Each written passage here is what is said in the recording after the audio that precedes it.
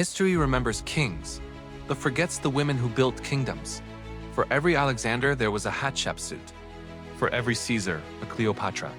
And for every emperor who claimed the world, there were queens who ruled it in silence, erased, rewritten, or buried beneath the words, "His reign." This is their story. The rulers the world forgot, and the empires they dared to command. For thousands of years, power was written in masculine ink. Generals, emperors, pharaohs, khans. But across continents, in shadows and thrones alike, women defied the world's expectations. They commanded armies, signed treaties, and ruled nations in eras that told them they could not even speak. From the sands of Egypt to the palaces of China, from the battlefields of Persia to the steppes of Central Asia, they left behind empires, monuments, and revolutions. Yet, time conspired to erase them. Tonight, we uncover their reigns, not as myths, not as footnotes, but as the true architects of history. Egypt, 3,500 years ago. A young woman named Hatshepsut inherits a kingdom that refuses to be ruled by a queen. So she does something unthinkable. She crowns herself Pharaoh, the first woman in recorded history to take Egypt's throne as a king. She builds towering temples, opens trade routes stretching to modern-day Somalia, and fills Egypt's coffers with gold and spices. Under her reign, Egypt prospers, not through war, but through peace. Yet, after her death, her name is chiseled off monuments. Her face carved out of history by jealous successors.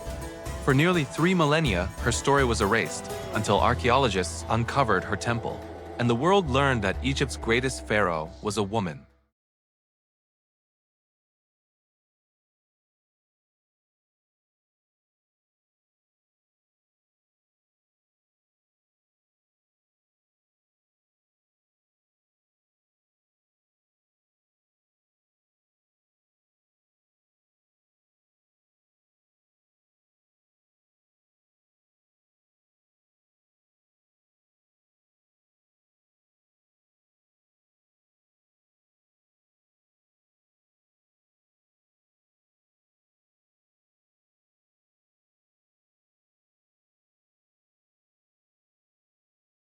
Before Rome even dreamed of empire.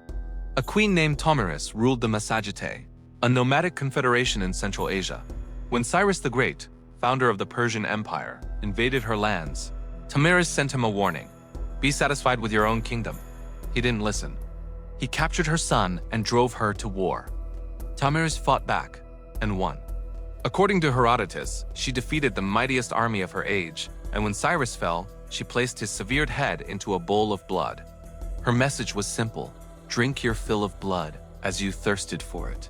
Her name survived, but her truth was buried beneath legend.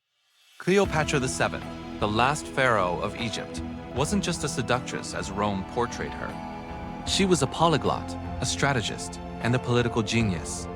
She ruled one of the world's richest kingdoms at a time when Egypt stood between two giants, Rome and ruin.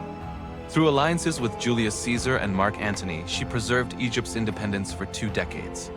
But in the end, when Rome came for her throne, Cleopatra chose death over humiliation. To Rome, she was a temptress. To history, she was a survivor. To Egypt, she was its last queen. Across centuries, these women ruled and were punished for it. Their victories were rewritten as sins. Their leadership described as manipulation. Their courage turned into cautionary tales. Even in the modern era, queens like Nzinga of Angola, Catherine the Great, and Empress Theodora were forced to prove themselves twice, once to rule and once to be remembered. Yet, every time history tried to bury them, it forgot one thing: that the seeds they planted still bloom. Wu Zetian's meritocracy shaped China's future bureaucracy. Hatshepsut's temples still stand after 3,000 years. Cleopatra's image still defines power and defiance. Their legacy is not gone, it is simply waiting to be seen. History, like power, has always been selective, but truth has a way of surviving. Every girl who learns, every woman who leads, every voice that refuses to be silenced, they are the daughters of queens who ruled before their time. Hatshepsut, Wu Zetian, Tomyris, Cleopatra. They ruled not just with crowns, but with conviction. They led not just nations, but generations, and though the world forgot their names, it still lives by their courage. The story of civilization is not the story of men. It is the story of humanity, and half of it wears a crown.